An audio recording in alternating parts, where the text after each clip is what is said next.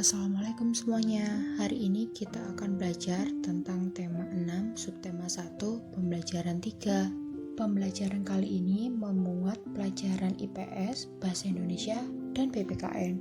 Yuk simak videonya. Nah, kalian pasti tidak asing dengan gambar di atas.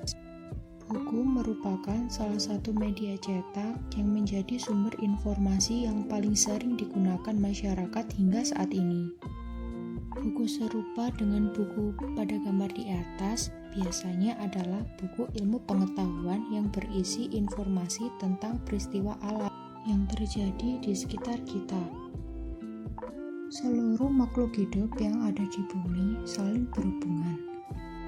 Makhluk hidup di bumi dapat bertahan hidup dari lingkungan alam, karena alam menyediakan semua kebutuhan makhluk hidup. Dan tahukah kamu, makhluk hidup juga dapat mempengaruhi benda mati. Contohnya, daerah yang banyak tumbuhannya akan menyebabkan daerah tersebut menjadi lebih sejuk. Dan di daerah yang masih banyak tumbuhannya cenderung memiliki air yang lebih baik dan berlimpah. Di sini, benda mati dan makhluk hidup saling mempengaruhi antara satu dengan lainnya, bahkan antara keduanya saling berkaitan. Contohnya, antara benda mati dan makhluk hidup adalah jenis tanah, suhu, dan curah hujan.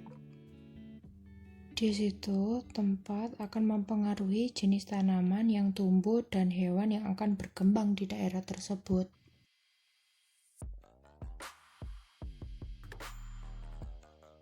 Nah, di sini hubungan manusia dengan alam itu dibagi menjadi dua, hubungan yang positif dan negatif.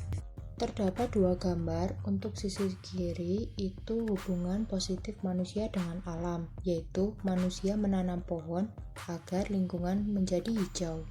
Untuk hubungan manusia dengan alam negatif, yaitu terletak pada gambar sebelah kanan, di mana manusia membuang sampah di sungai atau sembarangan. Akibatnya sering terjadi banjir di mana-mana. Nah, pada pembelajaran yang lalu, kalian telah belajar kalimat tanya untuk menggali isi teks bacaan. Sekarang kita akan mempelajari pokok pikiran dan informasi penting.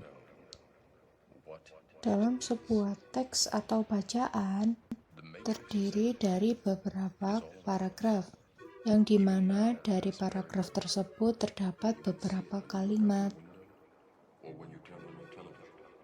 Kalimat dalam sebuah paragraf yang mengandung inti dari paragraf disebut pokok pikiran.